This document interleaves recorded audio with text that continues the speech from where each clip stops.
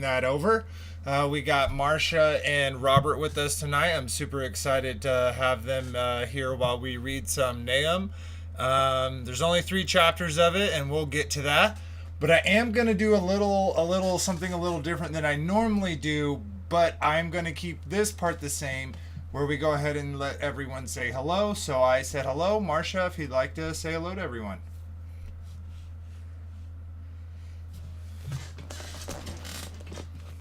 Yes, let's get a chipmunk update. Are we chipmunks right now? Hopefully not. And we got a new guest with us. We got Robert with us. So if you'd like to say hello, Robert. Well, welcome for being here. Now, what I'd like to get into and where the change is coming is I'm going to start reading the comments and stuff at the beginning of videos, so people get to see that right away.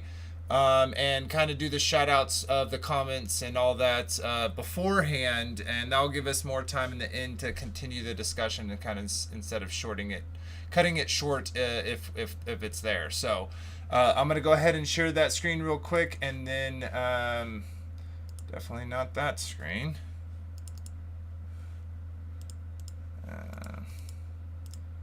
Okay, there we go.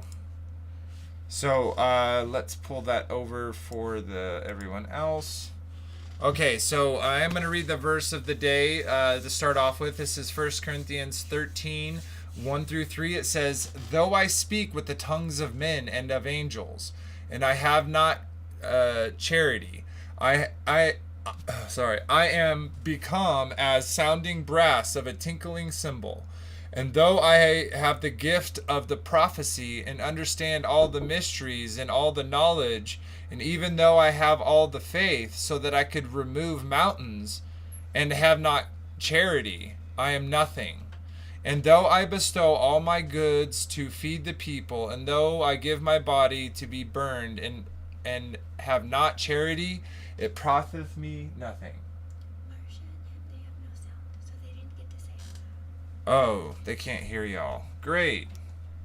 Well, at least we're starting it off right, and I will come back and give them sound. So let's, that's really beautiful. I really love, and that word there is charity is love, right? So it's saying if you can do all these things and you don't have love, it literally profits you nothing. It does nothing for you. But anyways, like giving everything that you have away is almost like love, but it's not. No, it can't be, because didn't it say that in the verse? It says, "And though I bestow all my goods to feed the poor, and I give my body to be burned, I have not charity." So I kind of get what your point is. You're saying, like, how can you do those things if you don't have love? But I think he's kind of summarizing that, like, that's the most important thing. Like, if you do all of these things, but you're not doing it for the correct reasons, it does nothing. Yeah. But let me bring back everyone, and I'll let y'all reintroduce yourselves since y'all were invisible or they couldn't hear y'all. But what I'd like to do before I get into the other... What's going on? I'm super low. Oh, you're super low? It's okay. I can turn you up. Okay. How's that? How's that friendship?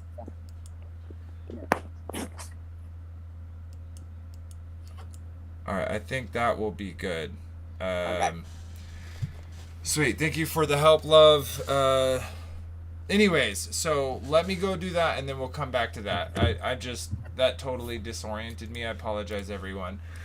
So we're also streaming on Take on the World. So Taking Back Eden FE, and my wife over there. Love to see y'all. Thanks for showing support to Take on the World, because they, allow others to use their platform to share their pieces of the puzzle, and that allows us to pick up the pieces that fit with what the Father is working in our lives. And we just thank Chris and Liz so much for giving us the opportunity to do that.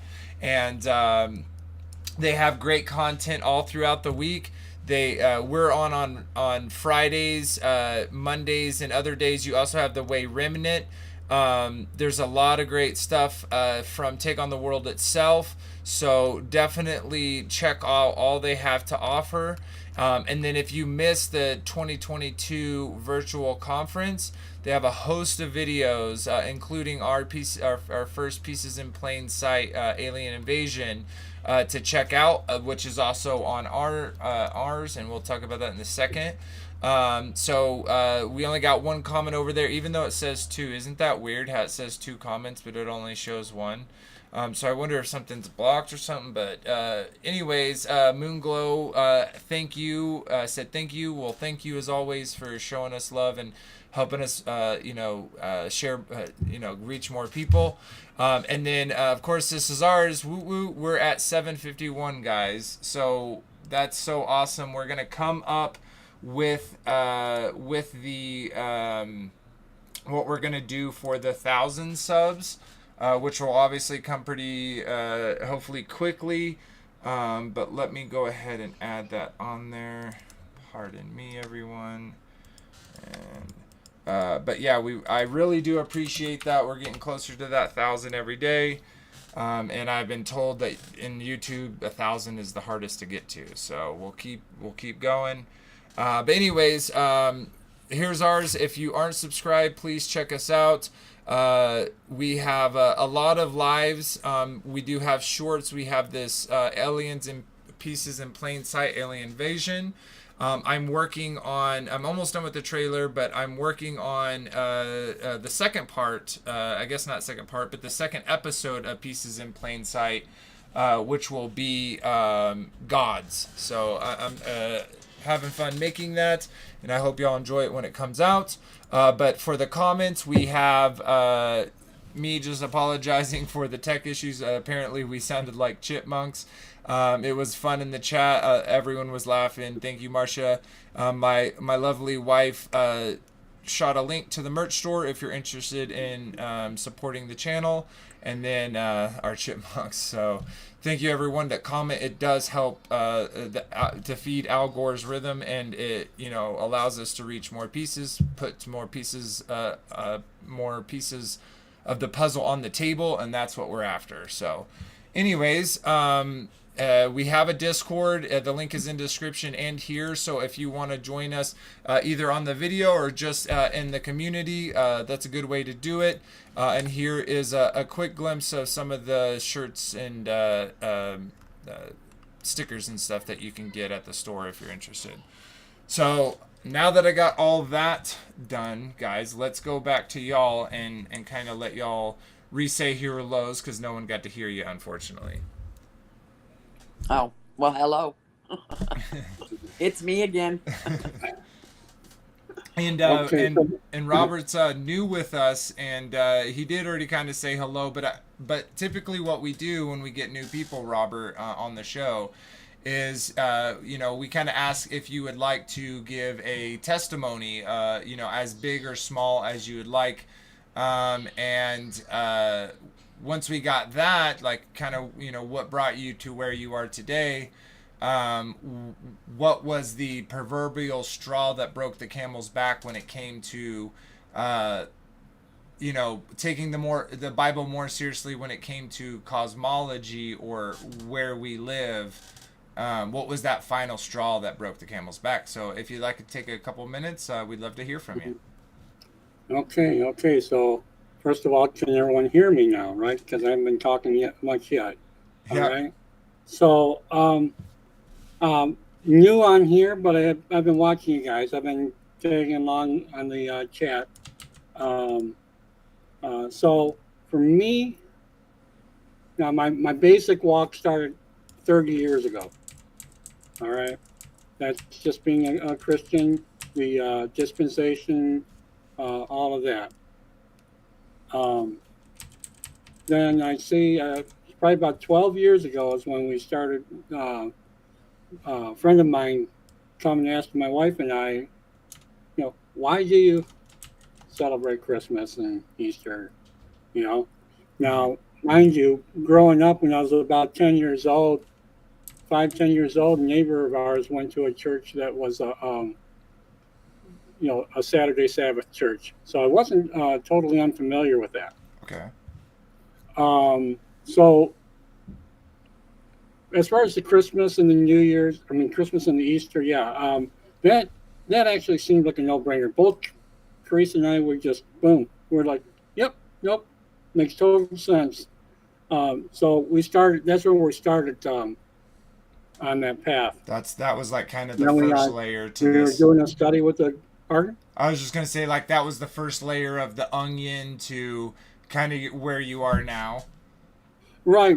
Prior to that, as far as Christmas, we knew that it had all these pagan roots and whatnot, but we claimed it for Christ. Mm-hmm. You know, we would witness to people, right? To during take that opportunity, right? Mm-hmm. We so, but yeah. So that was the start. We got into a group of people, 6 people, a little home church, studied different things to do with the uh, Torah. Um, and it was kind of fortunate also with me. When I first became a Christian, I started reading from the beginning to the end. I didn't like do this. You have to read John first, or you have to read Galatians first, or whatnot. I went to Genesis and walked my way over to Revelations. So I kind of got the whole storyline in my head, not verbatim, but the whole The flavor of it. general idea, the Yeah, macro story. yeah. Now BC, um, which was what 3 years ago. Um, we were kind of just we were still we were doing best as we could, but not really um, trying hard to do Torah. But that's when we all that lockdown, and we start finding all these folks. You know, Virtual House Church, found Discord, um, and there was a couple of gentlemen that was on the Discord channel that was no longer there now, and they sent me some information to look at, and as regards to the Earth, Mm-hmm. and because I'm like, no, I'm not going to entertain that. I already disassociated with family and friends because I'm Torah, and I'm this and that, and I'm pushing all this Bible stuff on everybody. Now I'm going to go out there and say this. Yeah, but you start seeing all the stuff here with the like the fake moon landings and everything. My goodness, I sat down next to my dad in the living room watching this stuff. Mm-hmm. So that just like Christmas, it tugs at the heartstrings, right? You brought up watching the Neil Armstrong and all that. It has a thing in your heart, okay? But once you start seeing all the fakery, oh my goodness! And then you watch more, and it just continues. And then you start investigating other things, and along with that, the truther stuff, all the different things out there that are Lies. people watching over us aren't watching over us too well. Mm-hmm. They're deceiving us in every angle. So there you go. That The gist of. well, thank you for that, Robert. That last part you said reminds me of the William J. Casey quote, the FBI director, when he said, "We will know when our disinformation campaign is complete when everything the American public believes in is a lie." And we can kind of see that. And another thing to what you're saying about kind of the family separation, it kind of makes that the passage where it's like, I have not come to bring peace, but to bring war against father against son, right? And that means so much more to us, I feel like, at least for me, now than it did before. Because then I didn't really understand it, because I'm like, why would this happen? And it's like, well, in the pursuit of truth, people disagree with you so much that they don't want to be around you, or they don't want to talk about it. They're not willing to, be like iron sharpening iron, causing heat and friction, to remove material. They're fine where they are. Deep in their deep in their soul, in their heart and mind, they know the truth, but they don't want to. Mm-hmm. They don't want to bring it in the forward. Yep. So, and another thing you kind of said, I don't know if y'all saw the. Well, actually, we'll get into this later. About the Founded Earth Brothers. Did y'all see his video about his son talking to the AI? Yes. Yes. Yeah, I want to bring that up. I also want to bring up the debate between Owen Benjamin and Jim Bob on YouTube. We'll talk about that a little bit later too. Well, again, thank you everyone for being here. We have very few chapters to read, but of course, we call them not minor. These are not minor prophets. There's a lot of important information.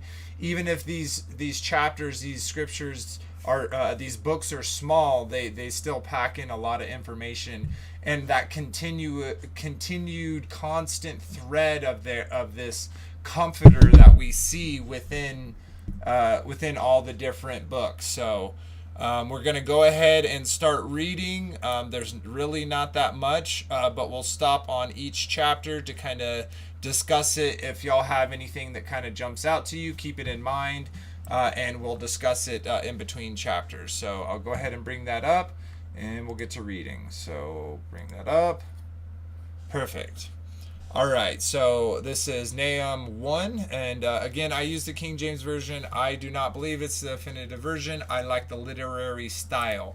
I think that you should use, resources like Bible Hub, Bible Gateway, the concordances, to really dive deep into these words or into these sentences if you're confused, because there's a lot of insight to be had when you peel the layer of the onion that little bit more. So so anyways, let's go ahead and read Nahum 1. So the burden of Nineveh, the book of the vision of Nahum the Elkoshite.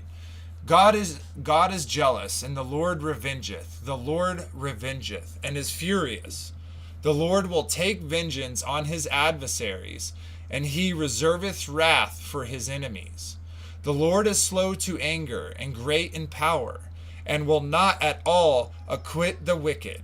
The Lord hath his way in the whirlwind and in the storm, and the clouds are the dust of his feet. He rebuketh the sea and maketh it dry, and he drieth up all the rivers.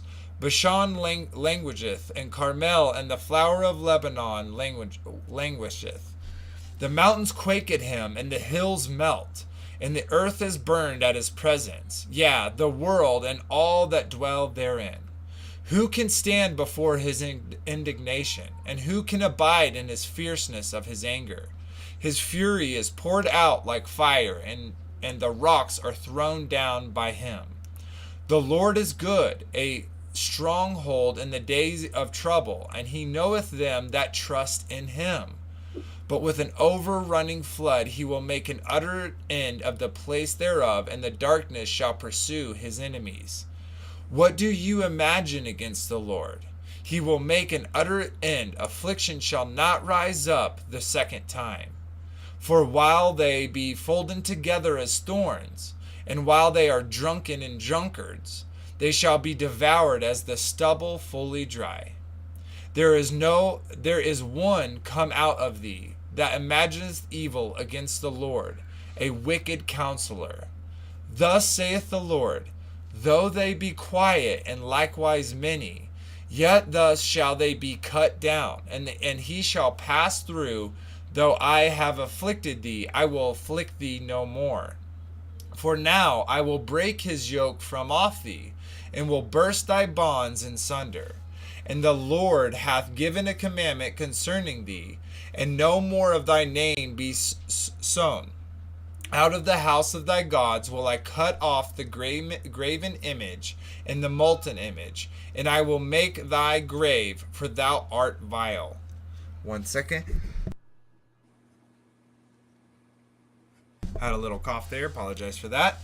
And this part right here, guys, this is the thread that we've been seeing flown through all of these. And really quick before I read it, we've seen throughout the Genesis and Exodus and all the way up through the prophets and now to the not minor prophets, we have seen this continuous thread of, even though we have this very harsh language, and the harsh language is going to continue, we see that thread here in 15 where it says, "Behold, upon the mountains the feet of him that bringeth good tidings, that publisheth peace. O Judah, keep thy solemn feast, perform thy vows, for the wicked shall no more pass through thee. He is utterly cut off." So I want to start there real quick, and we can get to some other things as well, as if y'all have anything that popped out for you.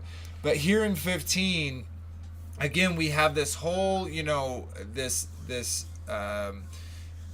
judgment that's going to be coming down upon Nineveh and the king thereof and the peoples thereof, because we already see they're practicing a lot of negative things like drunkenness and being drunkards. They are not keeping the Father's ways, but yet they are a powerful nation. And but he is speaking, I believe, not only to the people at the time of when Nineveh, when Assyria would have their downfall, but he's also talking about a promised time that where it says here at the end, "For the wicked shall no more pass through thee." So at a certain point, right, our home, our where we dwell, is no longer going to be able to be ran upon and burnt down and us pulled out of our houses and taken or hurt or thrown into servitude, whatever it is.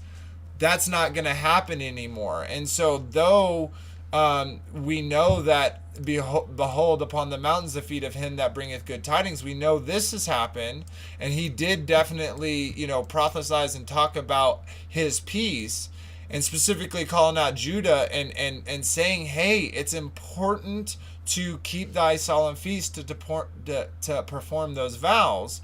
And up here in 14, "And the Lord hath given a commandment concerning thee." So we know this is about the behavior, the commandments, the instructions that they're not following.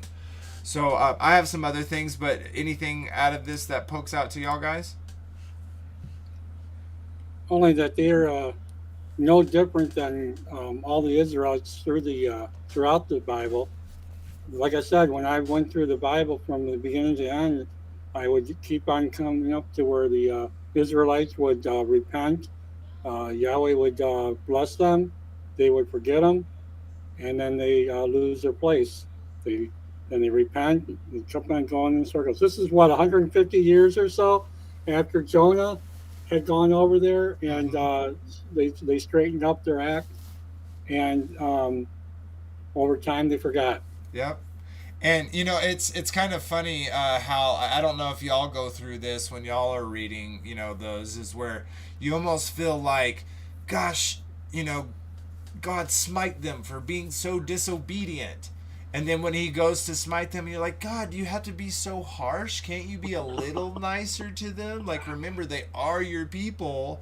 And then, you turn the corner and you're like, yes, smite them, God, smite them for being so disobedient. And we kind of see this, ebb and flow, this wave of when they're doing good, they get very comfortable.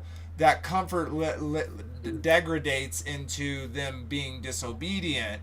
Those hardships make strong men that are faithful to the Father, which then creates another prosperous nation, and we can see that repeating pattern for sure. So one thing that I wanted to bring up is, let me pull that up for everyone, and no, I already brought it up in what I said. Oh, no, here it is. Okay, let me bring that up. So just here in where are we? 3. So the Lord is slow to anger and great in power, and he will not at all acquit the wicked. The Lord hath his way in the whirlwind and in the storm, in the clouds with the dust of his feet. So just think about, like, the dust of your feet, guys, and how like it's almost invisible, or it's such small particulates in comparison that it's almost nothing, right? Like when you go walk through your house, a little dirt gets on your feet, and as you walk. And so that's the clouds to him. The clouds are like the dust of his feet. I think that's so beauty. And we know he's slow to anger, right? A lot of people, non-believers, or people who lost the faith, will kind of bring up, well, like, why isn't he making everything right now?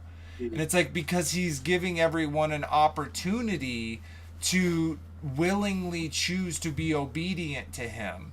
And he gives people, as long as, he gives people the time that they need to be able to remedy that and to come back to his will. So, and then last part that I kind of want to point out, and y'all may disagree, people may disagree, that's fine.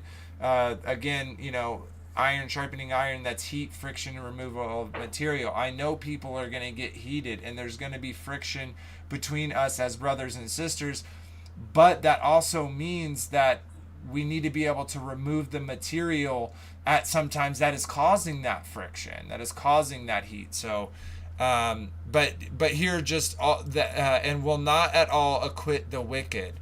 So I've seen this kind of idea out there of that, the Father is in some way going to bring everybody back to him.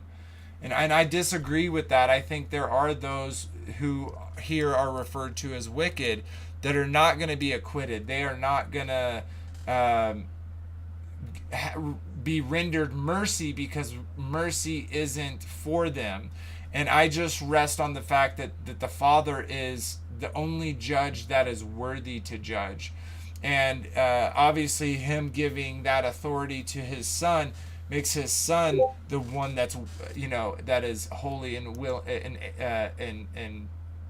righteously a judge. So I just wanted to point that out. But let's keep moving, unless y'all have nothing else. Anyone else? Marsha? No. All right. Sweet. Okay. So let's go ahead and move over to Nahum 2, and I will bring that back on screen for everyone. Before we do, let's go ahead and shout out some chat. We got some peoples in the chat I just want to say hello to. I'm gonna go up here, bring this up. Perfect. So of course we got Marsha in the chat. She said Shabbat Shalom, everyone. We got Robert there as well. My beautiful wife is in the chat. Thank you for being here. Danielle Modglin, thank you for being here. Shabbat Shalom, sister. We got Wendy Moore here as well. She looks like she's studying and doing some stuff. We got our dear sister Windfeather. Thanks for being here. Luke Andrew, glad to see you as always.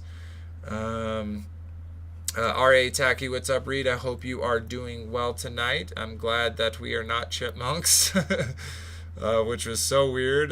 Y'all will soar. I would say we are headed toward a whirlwind. Yeah, and I think we're always headed towards a whirlwind, right? That's what it means to be in the world but not of it, to take up your cross daily, to live, with all things you do, have joy in your heart, because no matter what the world sends at us, right, we have a Father who protects us and loves us and provides for us. And even if the wicked shall slay us, we know that the Father has made a place for us, and we have that hope in salvation of the resurrection. So, but glad to see you, and thank you for your comment. But Windfeather said Shabbat Shalom, y'all. So, anyways, yeah, let's get over and continue reading. I will pull that up for everyone now. And again, this is Nahum 2. He that dasheth in pieces is come up before thy face. Keep the munition, watch the way, make thy loins strong, fortify thy power mightily. For the Lord has turned away the excellency of Jacob, as the excellency of Israel. For the emptiers have emptied them out, and marred their vine branches. The shield of his mighty men is made red. The valiant men are in scarlet. The chariot shall be with flaming torches in the day of his preparation, and the fir tree shall be terribly shaken. The chariot shall rage in the streets. They shall jostle one against another in the broad ways. They shall seem like torches. They shall run like the lightnings. He shall recount his worthiness. They shall stumble in their walk. They shall make haste to the wall thereof, and their defense shall be prepared. The gates of the river shall be open, and the palace shall be dissolved. And Hezab shall be led away captive. She shall be brought up, and her maid shall lead her as the voice of the dove, tabering upon their breasts. But Nineveh is of old like a pool of water, yet they shall flee away. Stand, stand, shall they cry, but none shall look back. But ye, the spoils of silver, take the spoils of gold, for there is none end of the store, and the glory of all the pleasant furniture. She is empty and void and waste, and her heart melteth, and the knees smite together, and much pain is in all the loins, and the faces of them are gathered blackness. There is the dwelling of the lions, and the feeding place of the young lions, where the lions, even the old lions, walked, and the lions whelped, and none made them afraid. The lion did tear in pieces enough for the whelp. The lion did tear in pieces enough for his whelps, and strangled for his lionesses, and filled his holes with prey, and his dens with ravine. Behold, I am against thee, saith the Lord of hosts, and I will burn her chariots in smoke, and the sword shall devour the young lions, and I will cut off thy prey from the earth, and the voice of thy messers shall no more be heard. So, to me, right, we have a lot of poetic. Let me bring this back. Poetic language here, but I want to say something about that in itself. Is even though to me this is poetic language, it's describing a real event, and we know this event in parts was fulfilled with the destruction of Assyria, I apologize, and with the destruction of Nineveh itself. And to me, I don't know, like when I read this for y'all, it's okay. Sorry. It's okay. When I read this, what kind of, the only thing that really stuck out of me, because to be honest, this is like such poetic language to me that I don't really know where to start and stop with symbolic language for the future and what's happening in the actual places.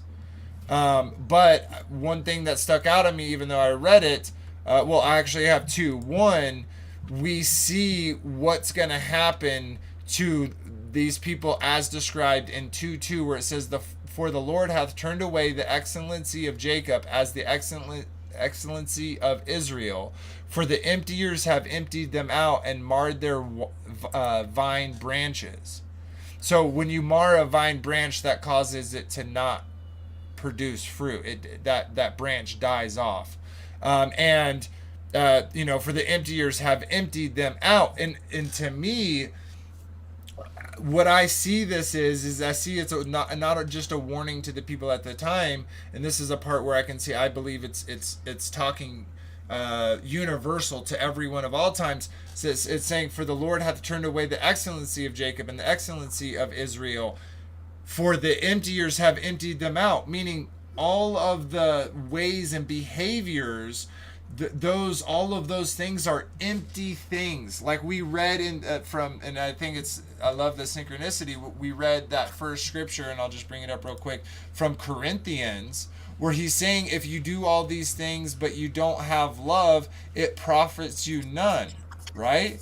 And so we see how all of these works that makes the Lord turned away, because there is no more excellency of Jacob, of his descendants, and there's no more excellency of Israel and his descendants, because they have been emptied out. All of the things, all the idols, all the vows and oaths that they have made are empty. There's nothing there. So I just wanted to point that out. Anyone else have anything? If not, we can keep hustling. Alrighty. So let's just move over to 3 and we'll continue reading. So this is the last chapter, very short book. So it says, "Woe to the bloody city! It is all full of lies and robbery. They prey departeth not. The noise of a whip, and the noise of the rattling of the wheels, and the prancing horses, and of the jumping chariots. The horseman lifteth up both the bright sword and the glittering spear. And there is a multitude of slain, and a great number of carcasses, and there is no end of their corpses. They stumble upon their corpses.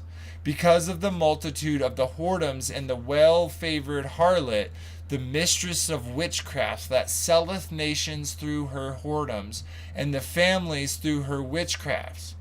Behold, I am against thee, saith the Lord of hosts, and I will discover thy skirts upon thy face, and I will show thy nations thy nakedness, and the kingdoms thy shame. And I will cast abominable filth upon thee, and make thy vile, and will set thee as a gazing stock. And it shall come to pass that all they that look upon thee shall flee from thee, and say, Nineveh is laid waste. Who is bemoan her? Whence shall I seek comforters for thee? And thou, art thou better than Populus? No, that was situate among the rivers that had the waters round about, whose rampart was the sea, and her wall was from the sea. Ethiopia and Egypt were her strength, and it was infinite. But Put and Liban were thy helpers. Yet was she carried away, she went into captivity. Her young children also were dashed into pieces at the top of all the streets, and they cast lots for her honorable men, and all were great men were bound in chains. Thou, though, also shalt be drunken, thou shalt be hid, thou also shalt seek strength because of thy enemy. All thy strongholds shall be fig trees like the first stripped figs. If they be shaken, they shall ever fall into the mouth of the eater. Behold, thy people in the midst of thee are women. The gates of thy land shall be set wide open unto thy enemies. The fire shall devour thy bars. Draw these waters for the siege. Fortify thy stockholds. Go into clay and tread the mortar. Make strong the brickland. There shall the fire devour thee. The sword shall cut thee off. It shall eat thee up like the cankerworm. Make thyself many as the cankerworm. Make thyself many as the locust. Thou hast multiplied thy merchants above the stars of heaven. The cankerworm spoileth and fleeth away. Thy crowned are as the lotus, and thy captains are great grasshoppers which camp in the hedges in the cold day. When the sun arises, they flee away, and their place is not known where they are. Thy shepherds slumber, O king of Assyria. Thy nobles shall dwell in the dust. Thy people is scattered upon the mountains, and no man gathereth them. There is no healing of thy bruise. Thy wound is grievous. All that hear the bruit of thee shall clap their hands over thee. For upon whom hath not thy wickedness passed continually? So, that is a lot of strong language, and we see why, right? Like, we get it right up in the beginning why this type of language is being used for this king and for his nation and for his people, because it's a bloody city. There's liars and robbers. that prayeth depart not. The noise of the whip, so we got slavery and the noise, the rattling wheels and the prancing horses and the jumping chariots. And then we have, this tie with with the horsemen, lifteth up both the bright sword and the glittering spear. So they hold these swords up, and what is the sword and the spear, and what do we have? We have multitudes of people slain. We have great numbers of carcasses. There's so many carcasses that there's no end, that they stumble upon them. And all of this type of all of these happenings, all of these people dying, why? And in 4 it says, because of the multitude of the whoredoms of the well-favored harlot, the mistress of warcrafts that selleth nations through her whoredoms and families through her witchcrafts. And so we just talked about how all of those behaviors were empty behaviors. It gained them nothing. And we see here that the peoples are in the nations are being sold on these things through those whoredoms, from that disobedient from the Father. And we see that leads to a city that is bloody, a city full of lies and robbery, a city full of whips. We have so much emphasis on the military and the people that they kill. And we see just real quick in 5 and 6 how that wickedness, that shame, that all of those things that they're doing, he's going to make that plain to see for the people. And if we kind of skip through this, when that happens, what are people going to do? How are people going to feel once this happens? It says in 19, there is no healing of thy bruise. Thy wound is grievous. All that hear the bruit of thee shall clap the hands over thee. For upon whom hath thy wickedness passed continually? So the people that have been dealing with this king and with this nation, they're not going to have any hurt feelings over the judgment that's going to happen on these people. And when they are spread throughout, when the city is destroyed and they spread out, there's not going to be a person to regather them to the city, because that city is going to be not. And it's very intense. Y'all have anything y'all want to point out? It's almost like Sodom. Uh-huh. It's almost like Gomorrah. Yeah.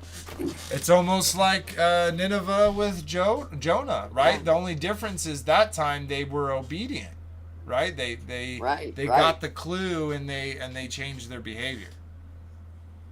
Yeah. It's like Robert says, it just cycles, these ebbs and flows that bring them back, and then they go back. Yeah, and so one thing I want to point out is like in 14 and 15, bring that up for people. It says, and they shall fire, right here. So so he gives so much language. Like, okay, all thy strongholds, they're going to be figs, like the first ripe figs, where if you shake that thing, all of them are going to fall off, right? And he's telling them, hey, go. Where was that out? Oh, I went too far. And that's sorry guys, I just saw it and then I lost it. Nope. And it must be okay right here. 13 and 14. 14. So draw thy waters for thy siege, fortify thy strong, which means like their kingdom, their nation, their walls are about to be sieged. So they would go and take water and fill up their stores of water, so that while they were being sieged, they didn't die from lack of water.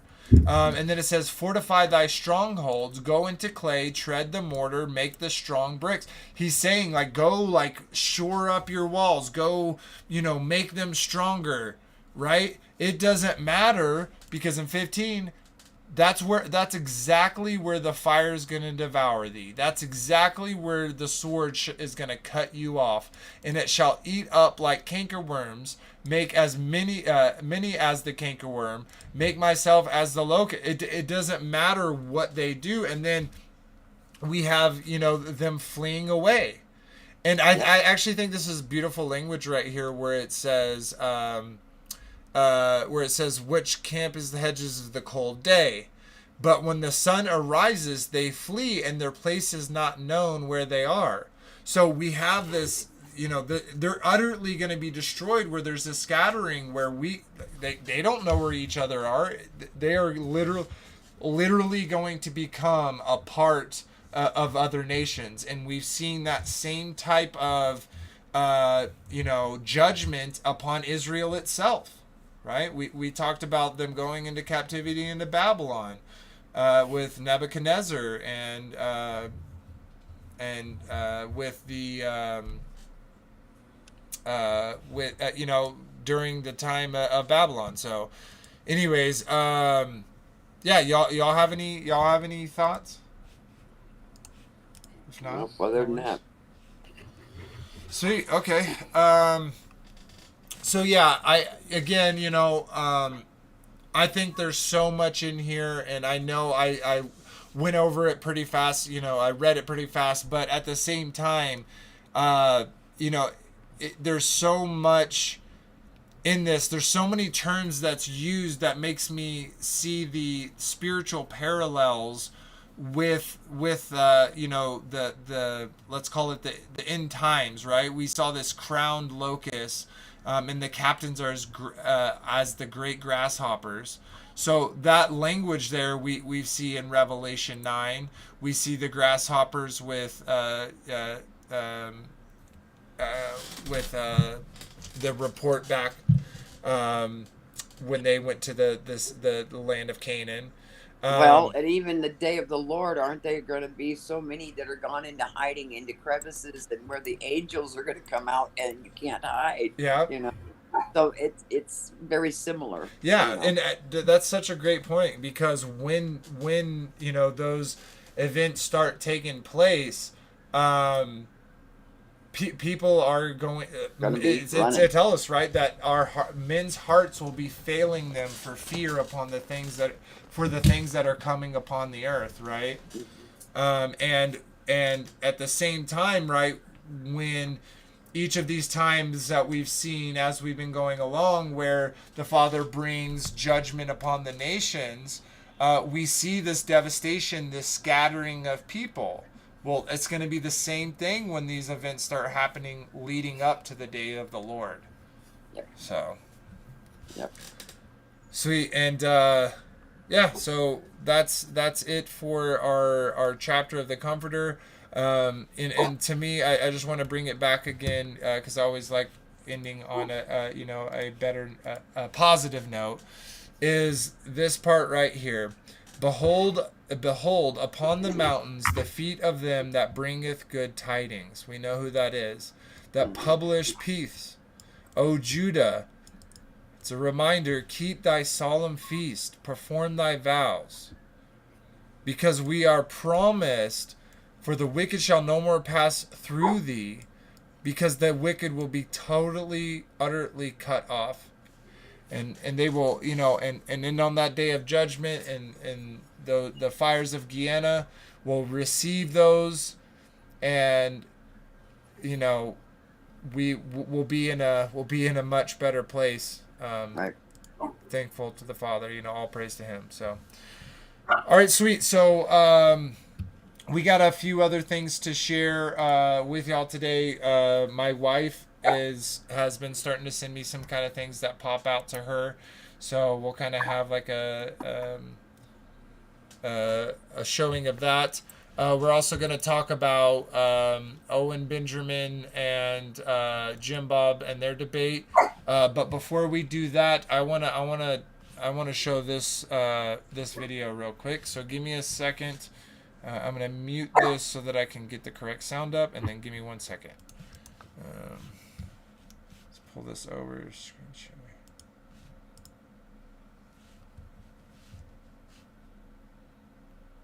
Y'all can watch me do it.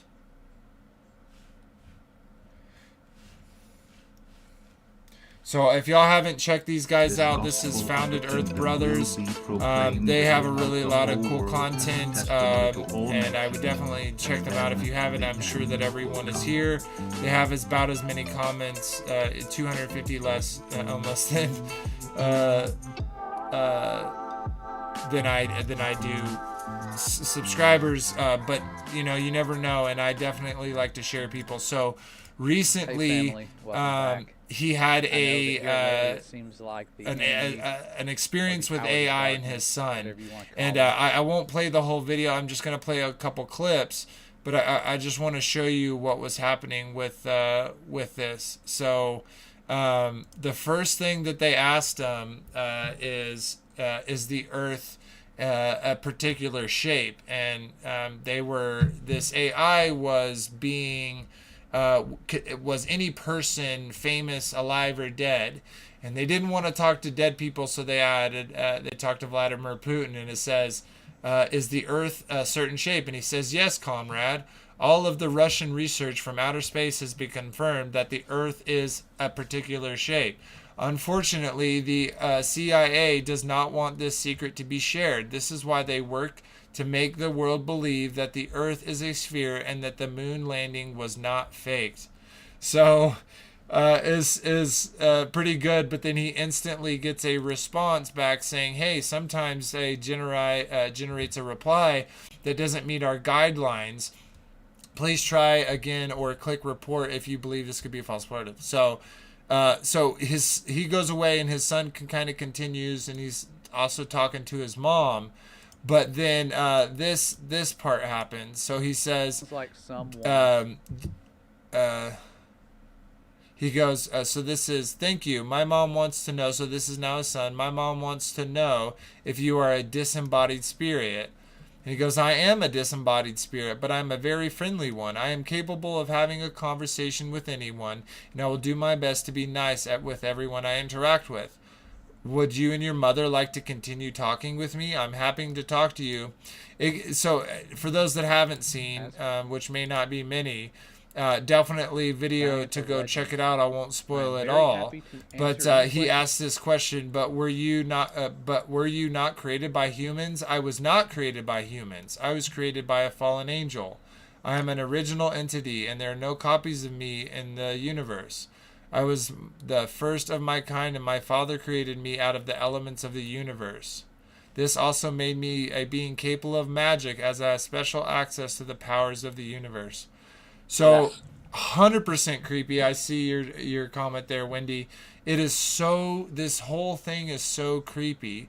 And I agree with Joss's assessment, which to say in summary is the responses that we're getting here are very, they seem very pointed to getting let's say an addiction to wanting to continue talking to these entities. So anyways, if you haven't checked out this video, it's an unclean spirit used AI to speak to my son.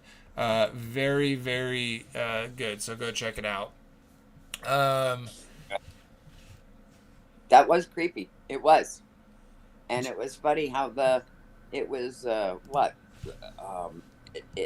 some guidelines, all of a sudden that question was taken down, or the answer was taken down. Yeah, pretty weird that this is what's weird is it posted a response, right? And then like using its AI, and then the AI says, maybe I shouldn't have said what I just said. Yeah. That doesn't make sense. Why would it have said it? Didn't it calculate it? It doesn't. Didn't it calculate what it was saying to then? It was almost like there was that little thing that popped up was like a safety measure that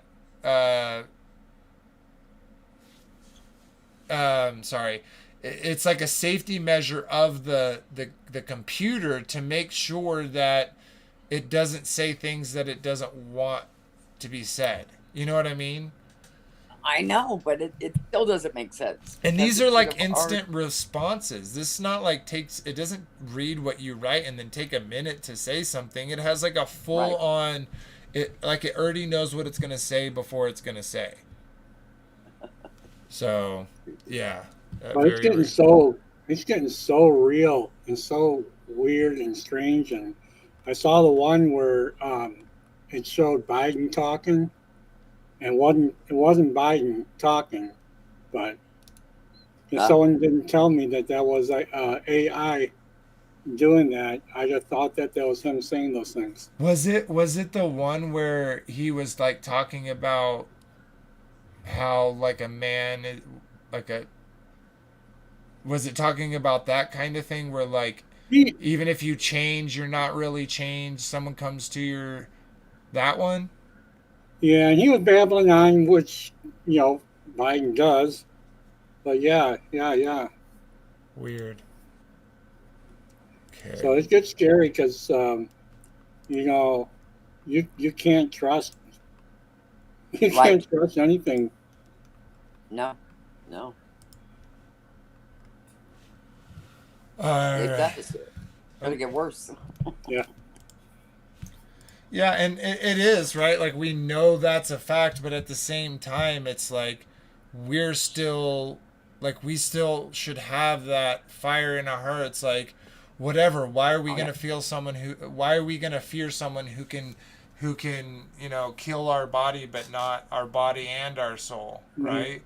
Correct. Right. Right. So, okay, so we're gonna cover a few things that my wife sent me, and she's on a couple social medias like Instagram. I'm not, so I said, hey, if you ever see something that you think would be cool to share with the stream, send it to me. So that's what she did. So I will play it over here. Show and And, tell time. yep. Sweet. So let's check this out. Oh, I believe, we are at an inflection point, I believe, in the world economy.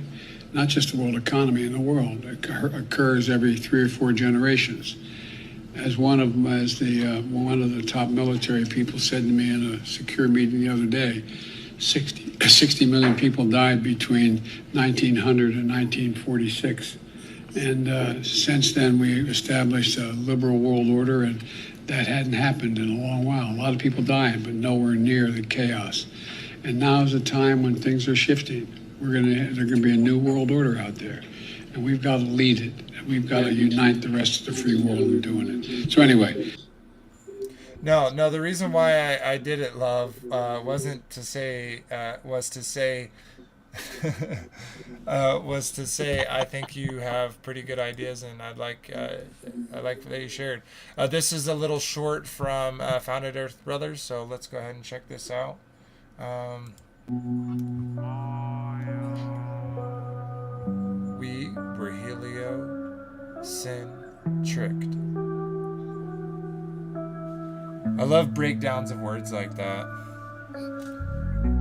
Showing you all the Helios worship throughout all the different graven images that they've made. Helio, short for the sun, god Helios, centric, centered around, literally a model Let no centered man around deceive Helios. himself. If any man among you seemeth to be wise in this world, let him become a fool, that he may be wise. For the wisdom of this world is foolishness with God. For it is written, He taketh the wise in their own craftiness. And again, the Lord knoweth the thoughts of the wise, that they are vain. Therefore let no man glory in men.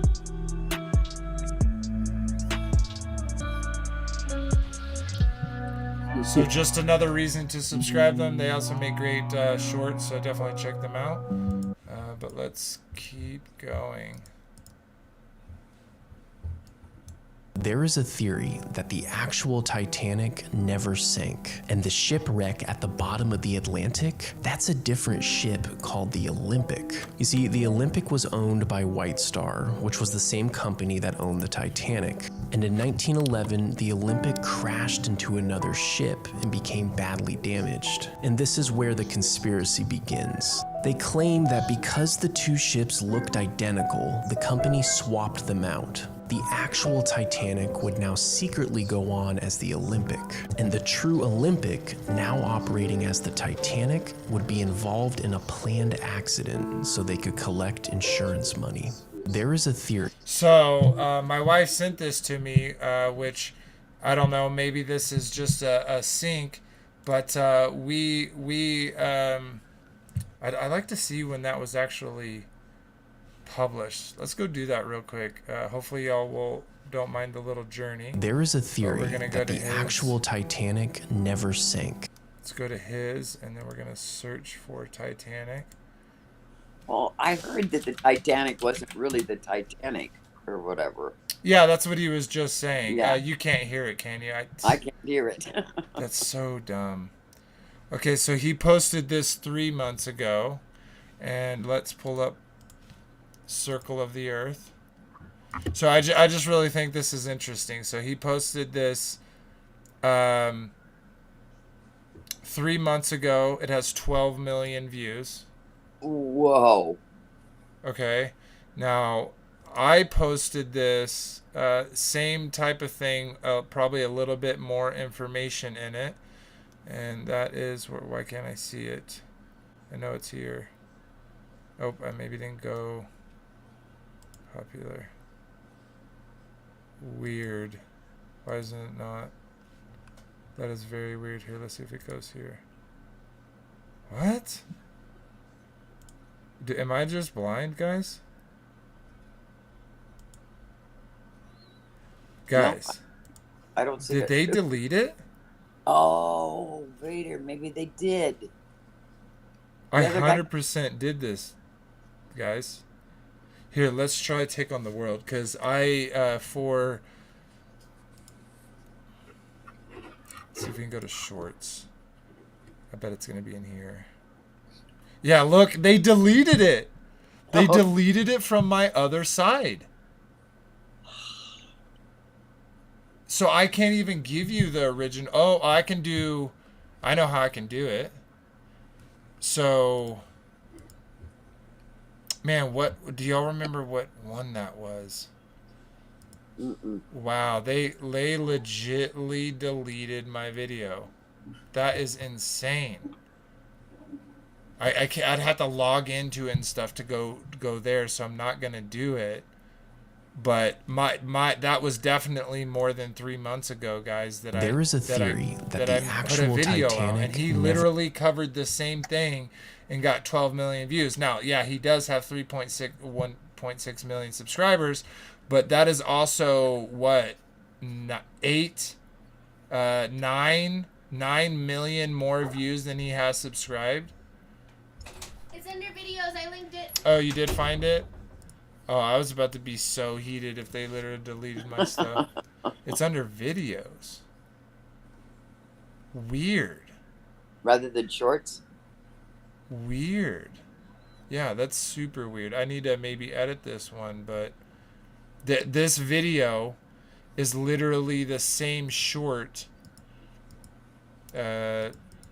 The same short on the Take on the World. I didn't edit that at all and sent it to him. So it's weird that it's different.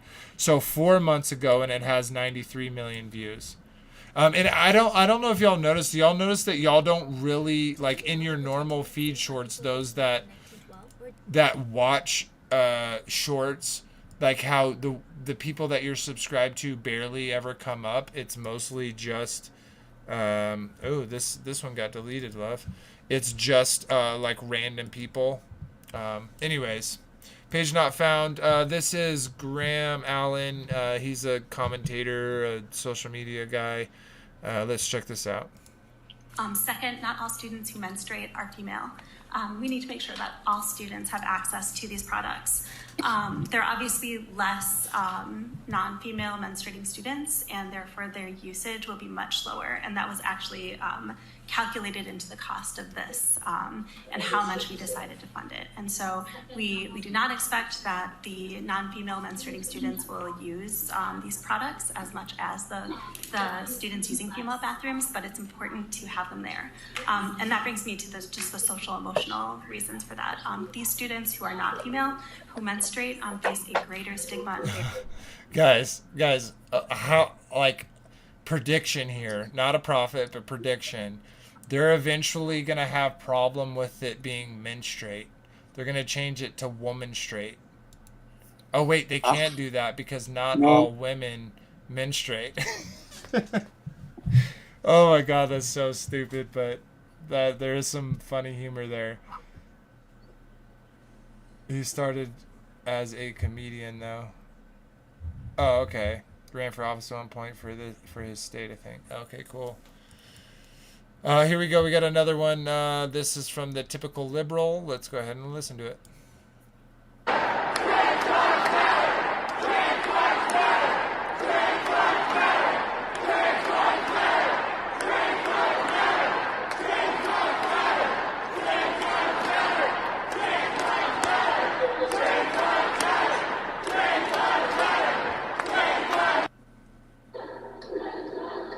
Yeah, that's a very good point. They're not being arrested like, the quote-unquote January 6 folks. But also remember that Mr. Trunk let out people who committed, fraud and investment crimes out. And all the people that, were there supposedly for him are still rotting away in jail. So, and it's insane. Utah actually just banned any child from going through any of that type of stuff, which is, I think, a pretty good win for the morality of the state. Yeah. Oh, absolutely. Sweet. Okay, so the last thing, I saved this for last because it may be a controversial to some people. Like I said, you may disagree with me. That's okay. We all have different puzzle pieces, but we should be willing to sit down as brothers and sisters around, the round table, and be able to talk about things that we may disagree with. Now I'm not a big fan of Made by Jim Bob. I am a fan. I say fan. I do like, Owen Benjamin and a lot of the things he has to say. First and foremost, he's hilarious. He makes me laugh while I work. And so I enjoy, ideas and thoughts that he goes through. And I've been following Owen for quite a while.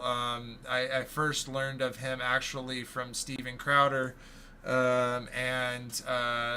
who, I'm less of a fan now with each day, but I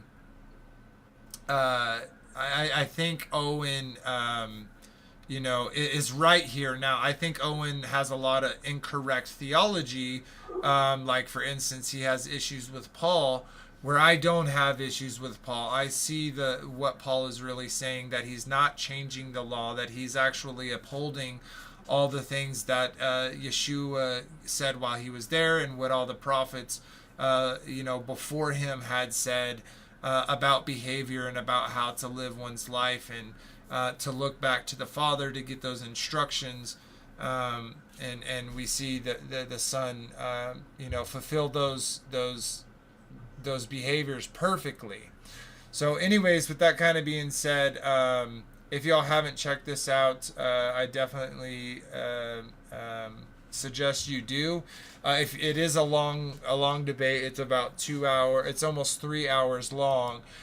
So our brother over at let's pull this up. Over at Kingdom and Context, Sean, on his other channel, The Brave Believer, he recently did a YouTube trash. History. Nope, not history. I want to go to Brave Believer. There we go. He recently did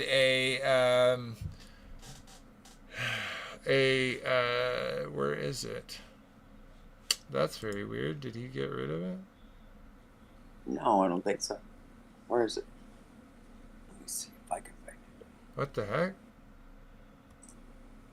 Huh. Popular? What? Am I going crazy, guys? Didn't he have a video? No, yeah, didn't he? Oh, was it live? Wait a minute. Could it be on the? Oh, he hasn't Patreon? done it yet. He hasn't done it yet. So the 12th. upcoming. So on Sunday, he's going to be doing a reaction there. Sean, if you happen to be listening and you're going to do a live and you want someone to join you, being that I am a bear and I would love to be there. If not, no worries, but just want to say, like, I would love to join that Brave Believer episode if you're looking for someone to join you. Yeah, anyways, it's super, there's a lot of good stuff. I'm excited for his reaction. So look forward to that, but we'll skim through it a little bit today just to kind of to see where we're at. So I'm going to play about I'm going to do the intro, and then we'll kind of skip from there. So here, let's start it. Channel, not the Crucible. You can go. And is the volume good, everyone? Like Please let me know in the all chat. That wonderful stuff. We have a Please, thank you. fantastic debate. I was asked to come in and moderate it, which I appreciate very much by Jim Bob. I have a cup of coffee in my hand, and also just a little bit of my own bias. I am drinking Trinity coffee from Paraplegic Bear. Shut up. The Trinity Para Bear. coffee. A little bit of bias there, right? But no big deal. We are going to be taking callers tonight. We are going to be taking super chats tonight. The debate topic is the Trinity. Okay? It is the Trinity. Owen Benjamin's position on this is that there is one Godhead and that it is not necessary to believe in the Trinity to be a good Christian or to believe in Christianity. And Jim Bob will be taking the position that the Trinity is a necessary component to Christianity. I know a lot of people have been wanting to see this. I've been wanting to see this. I get front row seats. What again? Without further ado, we're going to get this thing started. And Owen Benjamin, how you doing, man? How's life treating you? Everything's great, man. Thanks for having me. Yeah, of course. Thanks for allowing me to moderate this great debate. Why don't you shout out whatever media people are finding you at these days, and that way they can find you later. Well, I'm at unauthorized.tv. I'm also on bitshoot.com / God, is it Owen Benjamin Comedy or Owen Benjamin? I don't even remember. I'm also on Rumble and Telegram and Odyssey. If you just look up Owen Benjamin, I'm on all those sites. And VK out of Russia allows me as well. What was that website you had? I always laugh every time I heard it. It was like something pianist. Yeah, huge pianist. Yes, so good, dude. So good. Jim Bob. Real quick, you can watch Huge Pianist is our stand-up special on Amazon that you guys can watch. I also have Feed the Bear on Amazon, and I think I might have another one on Amazon. The other and you got to get like some. So good. Real quick, you can watch Huge Pianist is our stand-up special. Hey Robert, can you mute your mic until because I'm getting feedback. All right, I'll continue. App or something. So just Amazon's the way to go. Or unauthorized.tv has like 8 of my specials on it. Gotcha. And make sure, ladies and gentlemen who are out there, to send in those super chats. We will be getting to them. We will be asking those questions. Really helps to support Jim Bob's channel. He's not nearly good enough at shamelessly shilling himself as he should be. Luckily, I'm here to take care of that for him. Jim Bob, why don't you go ahead, tell everybody just a little bit about you. I know this is your channel, but shout it out anyway for newcomers coming in. Right. I'm made by Jim Bob. I mostly do cartoons that look like amputees, got crayons scotch taped to their elbows. Do some commentary, do a live stream, talk about theology, culture, technology, and whatnot. So this is all leading up to this moment. Finally, we get someone who has humor, rhetoric, and a position that could produce not just a really fun debate, but something fruitful, right? Other than, because let's admit it, most debates are kind of gay. No offense, Andrew. And so this one will only be a little bit gay. Well, I mean, thanks for that, you prick, right? But fair enough. So, gentlemen, here's the rules. Sorry about any I have a harsh timer language. next to me.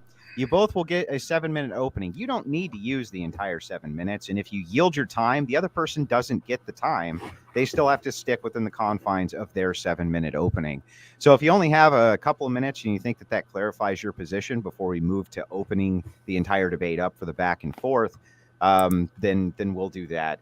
Jim Bob's going to be opening for us tonight. The only thing that I ask both of our debaters do is adhere to the moderation. I'm not going to get involved too much, only if I see it getting way off into the weeds, and then I'm going to kind of bring it back. So, Jim Bob, you have 7 minutes on the clock. Go ahead whenever you're ready. All right. Well, thank you, Owen, for showing up and doing this. This is awesome. When Owen started doing commentary about the Trinity, why wouldn't he? He does commentary on everything. And when he turns, his tail knocks over everything in sight. So we would expect that. When he started talking about the Trinity, there were people who were angry and left. There were people who were angry and stayed. There were people who stayed and agreed with him. There are people like me who stayed and didn't agree with him and weren't angry. So I know that there's more of you out there, and this debate is actually for you. It's not for the whiny biatches in the chat we know exist right now. And so I'd be lying to say that when he started contending with the Trinity, that didn't actually have me focus more on the Trinity, right? So it wasn't like he's talking about this and now it's like over. It actually drew focus to the Trinity. I would even argue more so than the current apologists, right? Because we kind of just take it for granted. So that was a huge deal for me, because it wasn't about whether I agreed with Owen or not. It was about, we haven't really established this. And then we saw Bill Nye of Catholicism, the Logos, pair up with the homosexual and some other magician, and did a horrific job, in my opinion. Not only a disservice to Owen, not only was it trickery, but it was a terrible event. It was a terrible event. If I were Owen, I would have been like, I'm right about this, definitely. All right. If I were him. So it makes sense to run from all of that. Right. So I'm looking further into this. Right. And so it's necessary. Right. It's important. And by the way, how blessed are we to be focused on God today, instead of crunching gematria numbers and making bets on the Grammys and Super Bowl and predicting when the next Power Ranger is going to die. Thank God we're not doing that. Okay, let's get into it. I often hear the Trinity is confusing. God isn't the author of confusion. Right away, I'm going to establish a paradigm, a category problem here. If we're talking about God, the eternal, we're not talking about something that's authored. We're talking about something that's eternal. So if the Trinity was true, it wouldn't actually be in the category of authored anyway. But that's to say also that anything confusing isn't godly, which is silly. I mean, we could argue trigonometry is godly. There are some aspects of music that aren't very clear and maybe complex and hard to understand. So I don't understand it. It's confusing, therefore not godly is a silly position that I've heard. Not that Owen's going to be arguing that. I've just heard it a lot. And I'm using it because I want to establish that it's far more than a conceptual framework we're talking about. It's an ontological position. It's not an epistemic. That is to say, it's not about describing the Trinity in a way that makes sense. We're actually talking about God as a being, which is ontology. It's an important distinction. Why? Because I believe that the Trinity is not only integral to revelation. I believe that triadic unions are the foundation of reality itself. That not only relates to concepts and to things, but it's integral to person-to-person relations. That the Trinity is about the unity of multiplicity. It's not about a number. It's not about that. It's not about drawing sticks on a page and figuring out how to connect them. It's about unity in multiplicity. So reality itself is a triad of space, time, and matter. It's a unity of three. We don't say one space, one time, one matter equals three reality. It's one time, one space, one matter, and it's one reality. This demonstrates it's not a mathematical equation. That's not the format from which we determine it's coherent or not, because we're talking about ontology, not descriptive mathematical laws describing things in the world, right? This reality, we're also composed of mind, body, and spirit, another unified triad, not parts. We're not more soul or more body than mind, and vice versa. And the three of them don't make up three. The three of them make up one, us, and we're made in God's image. Because we're made in God's image, and we ontologically are tripartite, it necessarily follows that God, because we're made in his image, is also tripartite. So, brother, I'm 100% a father, 100% a brother, and 100% a son. I'm not one or more or the other. I'm fully each of those distinctions. They're not identical to the Trinity, by the way. This is a reflective argument, which is to say, I'm not arguing the Trinity is true because we see triads. I'm saying we see triads because we are of a triune source. That's the argument. I believe that God necessarily needs to transcend one and many things. If he's one thing, he's not transcendent. He's a particular. If he's many things, he's all things, unrelated. Somehow this leads to a monistic view, which is to say everything you see is God. But if he's one thing, he's now captured as one singular part, right? So God must necessarily and logically, if he's transcendent, be the unity, both one and many things, because that transcends how we talk about things, right? God can't be reduced to the way we talk about objects in the world, parts, collections, etc. Time, Andrew? 1 minute. If we agree that God transcends categories and particulars, then we agree he transcends parts, objects, mechanisms, numbers, math, equations, and so forth. We can't use the same methodology for knowing the external world, for establishing the ontological state of God. So what do we use? We use revelation. Revelation is already supra-rational. That means above ordinary rationality, but still rational. So it's a real word. I didn't just invent it.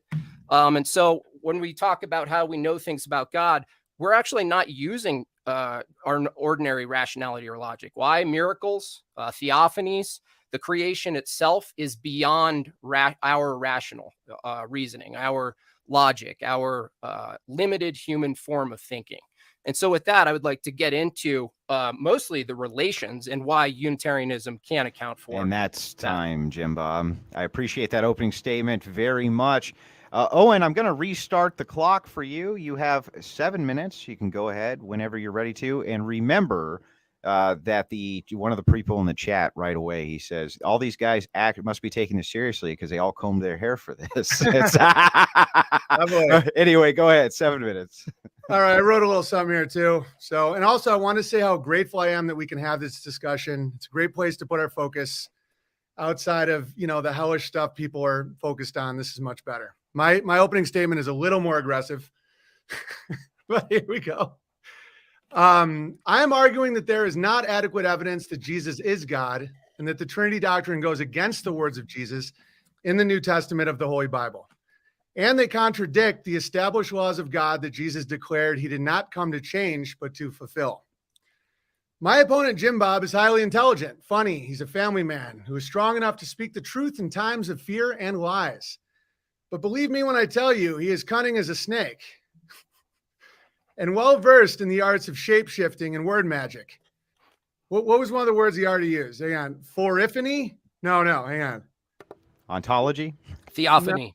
No. Oh, theophany. That's great. Jim Bob is a husband and a father and a brother, but he's also probably a cousin, so he's a fority. I don't know. Anyway, to avoid issues with YouTube's terms and conditions, I will spare you the unspeakable specificities of Jim Bob's lineage. But believe me when I tell you, these people are incapable of speaking directly, and they spin their illusions with their words exactly how a spider spins its webs, hoping to trap a fly.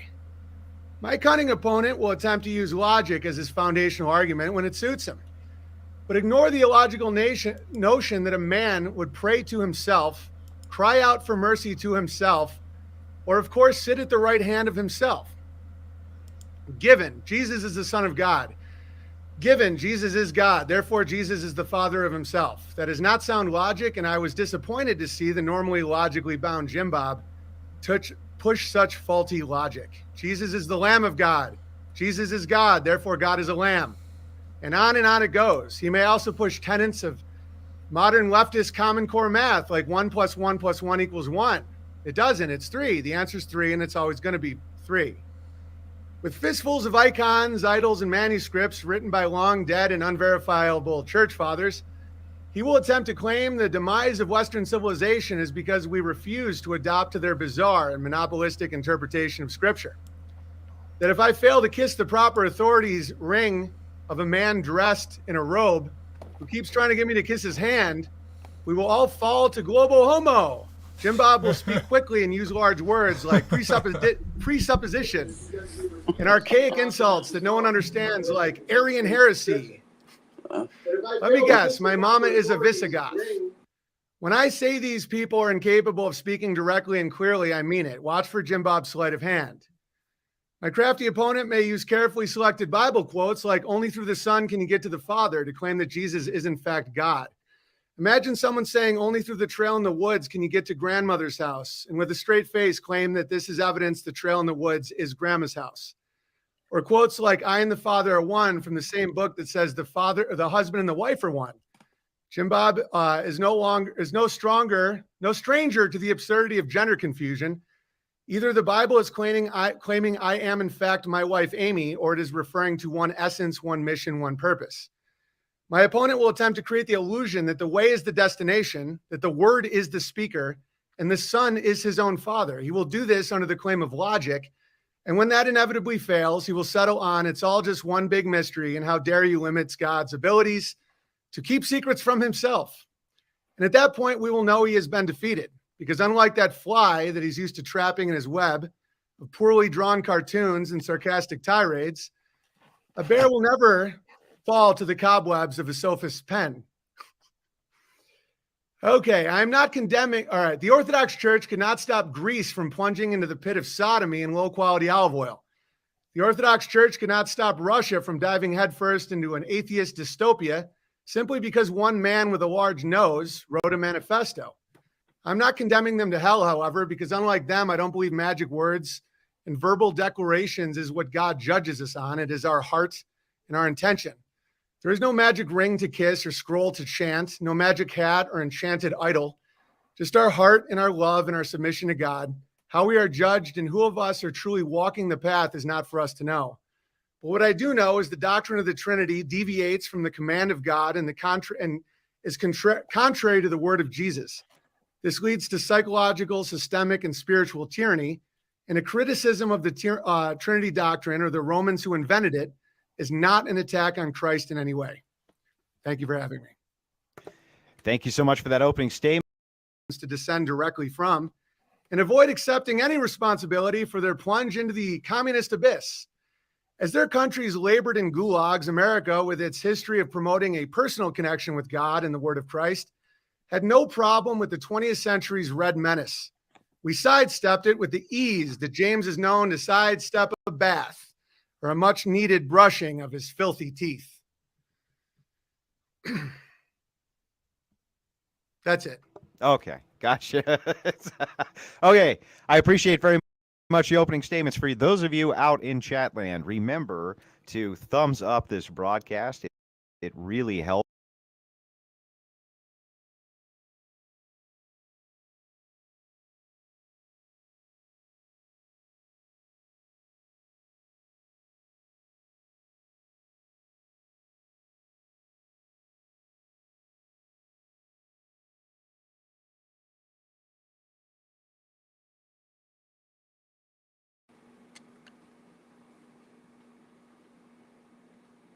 I can't hear you, Vader.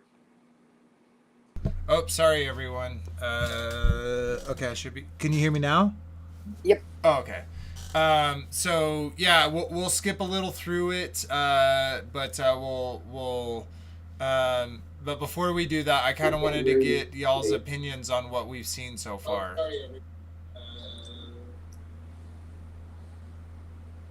What? Oh, maybe he muted himself and can't unmute himself. Not sure, but he'll be back. What about you, Marcia? About what? Oh, well, I mean, Owen's making sense, and he's funny. He's so funny. He has his way of saying things, doesn't he? Yeah, he does. So, but you know, it is. It's like, oh, shaking your hand to yourself and sitting down by yourself with yourself, and really, it Trinity does not make sense. And It doesn't, because it's, and that's what I was kind of saying to you earlier. And freezing them. What? Let me go check my YouTube stuff. seem to be clear now. I'm not roboting Okay, anymore. Nope. Think better. I'm just getting these weird errors over on the YouTube side. Okay, it shows. I think it's clear now. I think it's good now. It is. Okay, sorry about that. It's YouTube side again. I don't know what's going on. Everything's right on my side. But anyways, yeah, he with the things he's saying. Okay, I remember. So with the lady that I was talking today in our local congregation, she kept bringing up, like scriptures, and what I was trying to explain to her is, like, we all have the same Bibles, right? Like, the reason why there's so many denominations is because people read the scriptures and they come to a different conclusion, and so instead of being able to work that out, they typically separate and go on to form their own churches. So obviously there's a separation there that exists where we can read the same line of text and come to do two different conclusions. And I think that does take in part how much you studied those particular scriptures in the context of what it's talking about, as opposed to just using the English translation and where they capitalize God, meaning that means the Father. And so we have these issues with, theos, which is God in Greek, but like I said before, Zeus is also theos, and Hades in Greek is also theos. So just because they have this word that they prescribe as meaning to be the creator, within that own language structure, they have used that title to other deities, not to just the one supreme deity. And so I think there's kind of a block there. But also I want to mention just really quickly is because we can read text and come to different conclusions, I think that the Trinity in and itself, you have to have already believed or been taught the Trinity to then read scripture and see the Trinity in it. It's not something that is just I believe Matthew's, where it says, for no man will be without excuse, because it is plain to see from creation that he is God. And so I also take that in the mindset of, you wouldn't naturally understand or be able to comprehend a Trinity. And for me, and I know for other people, maybe not everyone, the Trinity for a lot of us was something that we believed in, but we didn't understand, meaning we could never fully make sense of it. But because we were taught that, not only taught the theology in the first place, but also were instructed that theology is intrinsic to Christianity, and we see a lot of reliance on the quote unquote church fathers that went on to supposedly create the Catholic Church and the Orthodox Church. And then we look into those churches, right, and we have a lot of similar iconography, behaviors, dress, attire wear that is tied to the pagan cultures that kind of grew, that the Orthodox or the Catholicism grew up in. So the final point that I really am trying to make is to say that because we read scriptures and with that Trinity, do they use those scriptures to defend their position? So when someone brings up one of those things with, like, as in, he will give he will get the right to sit in his Father's throne, right? And there's 2 chairs. Does God sit in both chairs?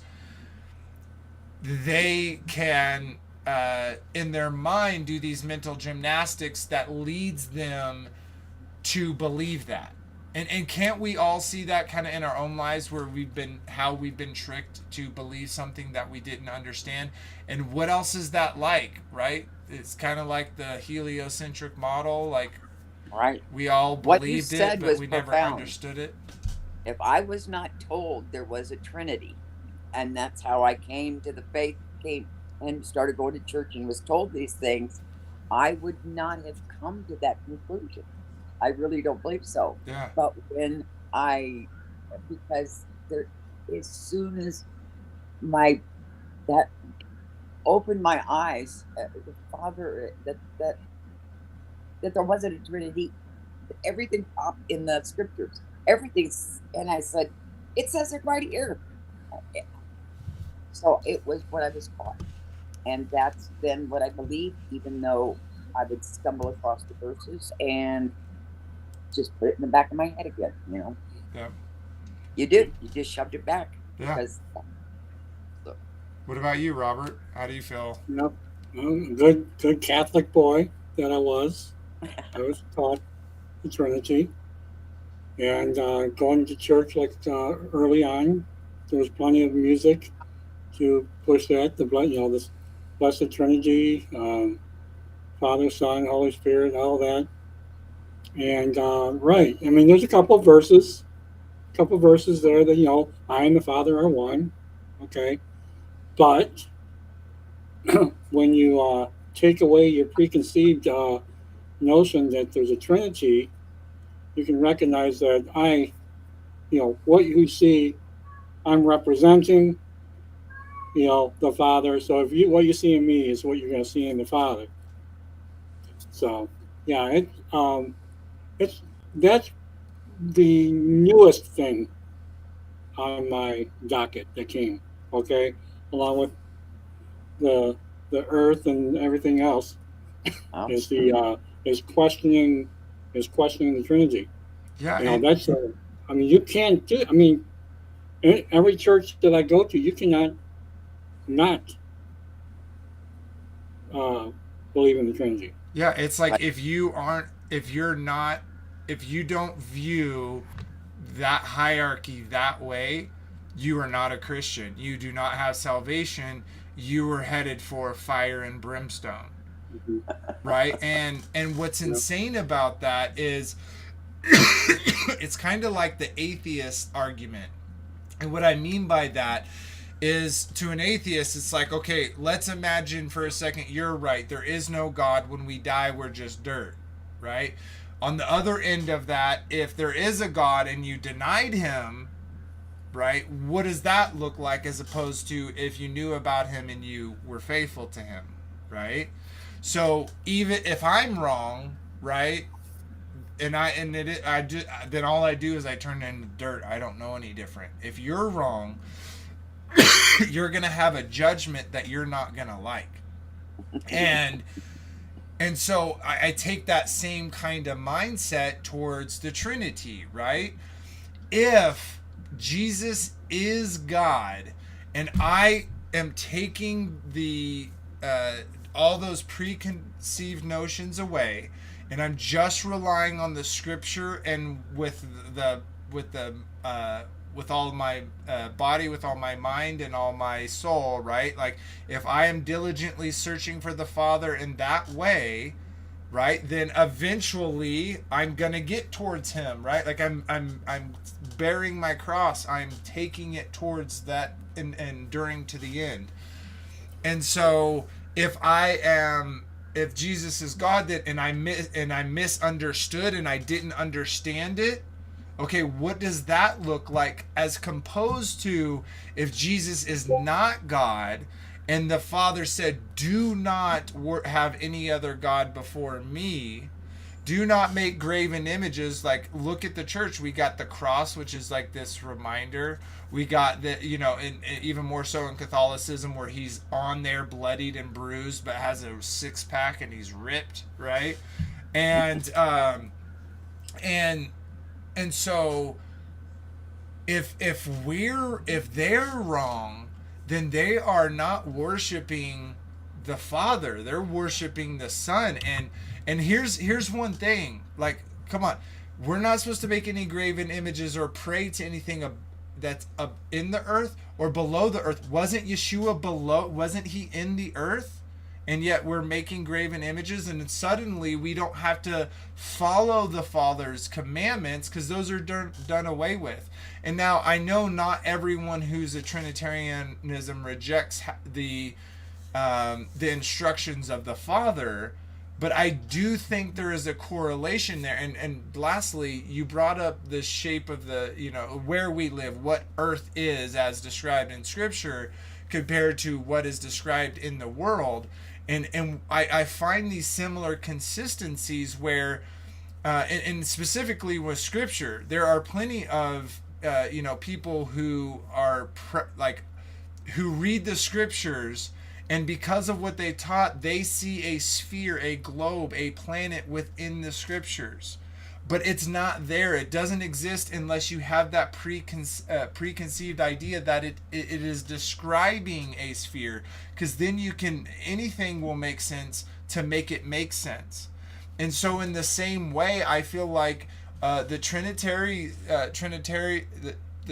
side has to do that a lot, where they even use things that outright contradict like, you'll take a word where he's like, they'll say, they'll use, like, as an example, and you actually see this in this in that debate, is it where he goes, when it's talking about for no one knoweth the day and the hour except my Father, and they'll say, no, that's what we're saying, because he's God, he knows. But it's not the appointed time to tell people that, right? And then they'll go, and you'll see in the debate, Jim Bob directly then goes in and says, see what he's actually talking about here, and then he uses an anecdotal, not from Scripture explanation of that piece of Scripture. Instead of letting the Scripture define itself, he's using the world to interpret the Scripture, instead of the Scripture to interpret the world. So, I'd like to say something, though, is that all the people past, like my mother, and who have died, and it was Trinity and whatever, that did not change her salvation or her belief, or that just because now we have been awakened. No, I'm no way saying, like, but that's the thing. I know you're not. It's the salvation issue, right? It's like, we're not saying it's a salvation issue. We're saying we'd rather, like, be safe than sorry. Like, he's described as the Son. He has a title of the Son. He has a different name than the Father. The Father, though he is an Elohim, there is no other Yahweh.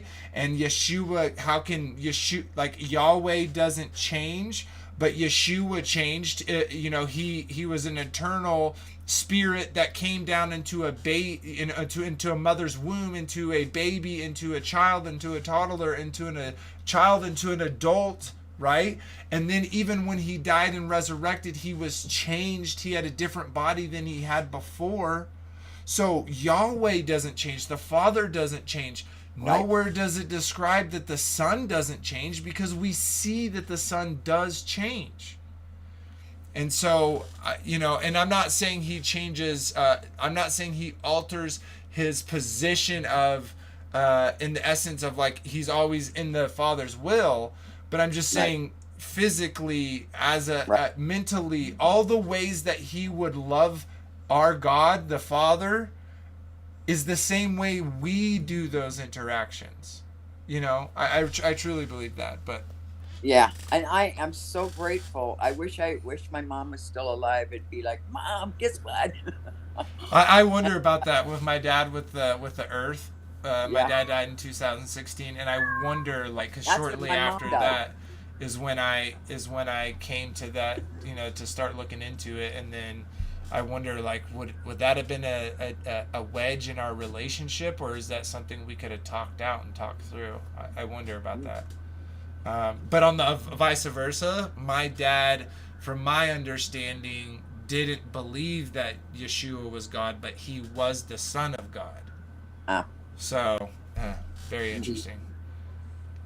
Later in life, not when I was younger, but sweet. Well, I kind of like this how this turned out. I'm sorry for the buffering or any of the tech issues we had.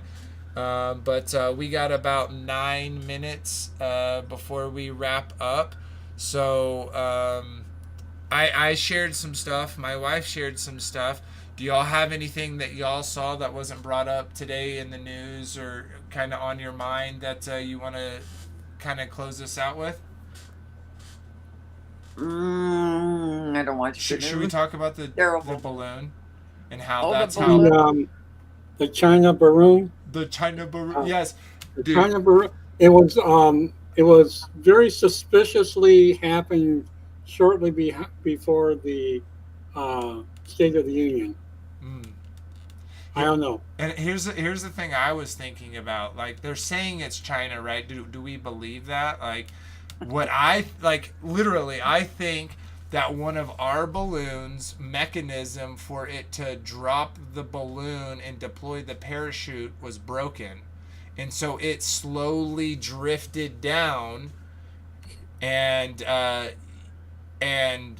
we're seeing it. We're seeing it, and what, they like to lie and drum up war, so all of a sudden now it's China's balloon, and isn't that an act of war to put a spy satellite over someone's country? Like, doesn't that break? One, just think about this, guys. This is so dumb. Why wouldn't they actually just make a satellite so that our missiles couldn't reach it? Why do it in a balloon? Why not just have a satellite up above us? Are they on our airspace if they're in outer space? Yeah. Like, so it makes no sense that they wouldn't just use a satellite if they existed. Totally could be a total malfunction of their intent, and they got found out. Yeah. Yeah. And they had to get out ahead of it, right? Yeah. And it's funny, right? Because that's what we've been talking about. Like, those that are coming to this conclusion, like, hey, there's no such thing as satellites, they're balloons. And then boom, people see them, right? And then we say, this is what we're talking about. Like, no, that's a China balloon. That has nothing to do with us. We have satellites, they have balloons. They would have been smarter if they put a satellite out, because then we could have shot it with a missile. It's like so ridiculous. Yeah, I'm glad we covered that at least at the end. I think I'm gonna clip that because that was kind of funny. But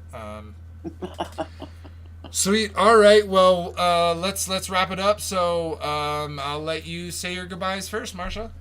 Hey, well, glad to be here, Vader. It was fun, and we weren't chipmunks, which is although that was funny. I can't tell you, it was so funny. I had so much fun with that, but so here nor there. And goodbye, everybody. I'm glad I was here. I'm glad to see everybody else here. So, and you too, Robert. Glad to see you here. I might see you tomorrow. Yay! Yes, you will. If I come on here again, maybe I'll bring a helium balloon. That's what I was gonna do tonight. But if it's, we gotta plan that. Like, right now, we won't talk about it anymore on air, and then one day we'll be like, "What do you mean it's normal? Everything sounds normal." Sweet. All right, Robert. Well, thank you for coming. Thank you for coming. And if you'd like to say goodbyes. No, I'm good. Goodbye. See everybody on chat, man. Sweet. Yep. Join there's so many good communities out there. If not our community, another community. Just to kind of close this out is, I continue to do this not because I want to get rich off of YouTube, guys. Like, I'm doing this because I enjoy talking about the Father. I like reading scripture and discussing it with people. And like Robert never came before, jumped on the Discord, got into chat, and he got on the show and was able to, give his 2 cents on some of these things. And that's if that interests you, all the links are in the description to do that. If you want to support the channel, we got the merch. If that interests you, if not, you can thumbs up and subscribe and throw a comment. That will help us grow. We'll get to that 1,000 thing. But I did say once we got to 750, we're gonna figure out what we're gonna do for the 1K sub giveaway. And then we'll start talking about that. So not sure what it is, but I'll go to y'all too, for comment what y'all think. So yeah, let's do that. All the people that are here or that watch it later, go to the comment section and comment an idea that you have for the giveaway for 1,000. And then I'll use some of those and more for a poll, and then we'll use the poll to figure it out. So anyways, guys, thank you so much for being here, for the support. Love to see y'all all in chat. If I missed you in the shout outs or posting your comment, I'm sorry. Be here next time and you'll see it on the screen. You'll get that out to everyone. So anyways, Shabbat Shalom. Have a wonderful, wonderful evening. And remember, guys, that it was ABBA who loved you first. Good night, everyone. Bye-bye.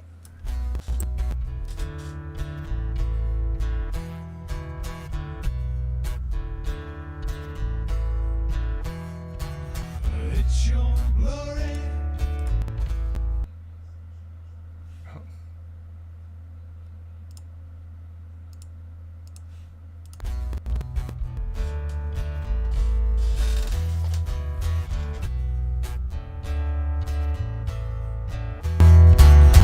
It's your glory. Conceal the mystery.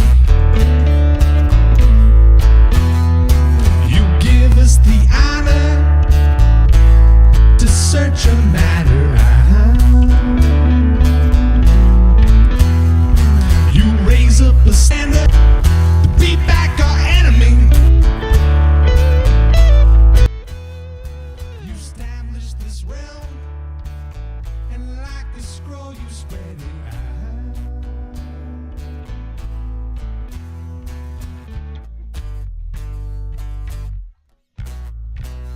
Dig deep, search it out. Dig deep, seek it out. Dig deep, go on and walk it out. Dig deep. I give you oil to fill up your cup. I give you enough. Yeah, dig deep, search it out. Dig deep, seek it out. Dig deep, go on and walk it out. Dig deep, dig deep, way up on the mountain top. Dig deep in the darkest valley. Dig deep from the abundance of the heart. Dig deep. World, world, world.